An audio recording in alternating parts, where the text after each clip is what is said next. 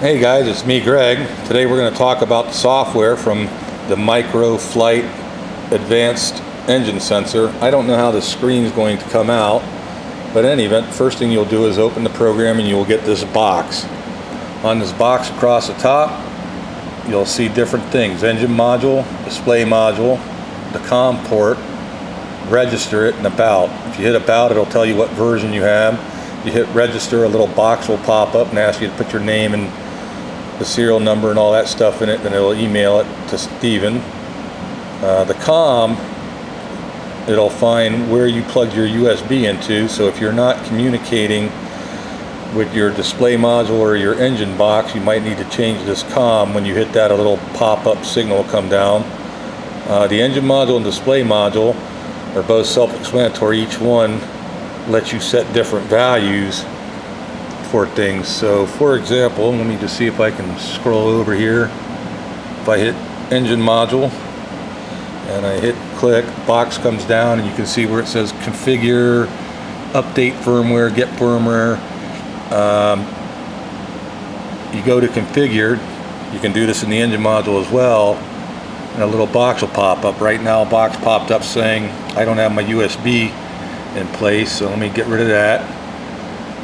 When you go to set up your USB port, it's very simple. You just take a USB and you stick it in to the bottom of your engine module, just like that.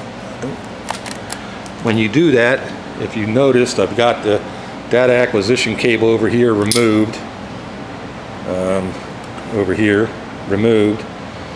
It says no data right now because it's not pulling up any data, but you notice it lights up because it's getting the power from the USB cable. If you left that data acquisition cable in there, it would be getting power from that. So now, if I was to go over here and click engine, you see what pops up. And I know you can't see this very well with this stupid computer, but basically you would set first, if it's in Celsius or Fahrenheit, I set it for imperial, which is Fahrenheit. You'd hit set, then you'd set the degrees for your head temperatures, then the degrees for your exhaust temperature, then the then where you want to be warm for your battery, how many volts, and then where you want to be warm for your gas. Then you would hit set. You also see it has a get. If you hit get, it'll pull up what's already in that in memory. So if you don't like what's already in there, you set it to the values you want based on your manufacturer. Then you hit set. Engine clock, if you say get that, it'll tell you how much time you have on the engine since the module was hooked up. And then the engine log interval, you would get that and then set it to how many seconds that you want the module to read it. So that was the display menu. If you get out of display menu and go to engine module and hit configure, you'll get the gas. Well, first a sparks per revolution. So if you have a two-stroke, you would do 1. If you have a 4-stroke, you would do 2. After you get that, then you would go get the fuel. So you'll have to do 2 of these. One for the empty tank. You would empty your tank and say get, and then you would fill your tank and say get. And then if you have the O2 sensor, you do the same thing. If you have the lambada, you set all those values. I don't have that, but in any event, once you get them and set them, it'll stay there. That's a very simple program to use. You just need to make sure that you set the right COM port, that it's showing up on display module, for example. Where is that at?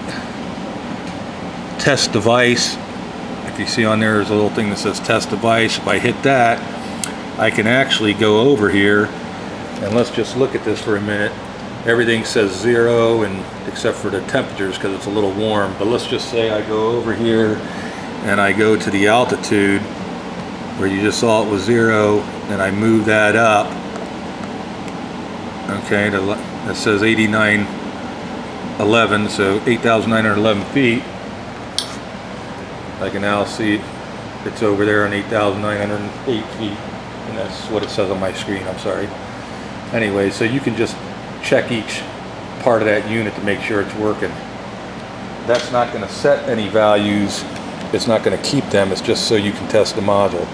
So very simply, once you're done with this one, you will unplug it. You'll see that it now has no power, so you can plug that other cord back in. Okay, you would just simply take your USB, go over to this module, plug it into the USB port, and then go through the engine diagnostic box and do the same thing, set your values. Very simple program to use. I hope you enjoyed these videos. You have a great day. Bye.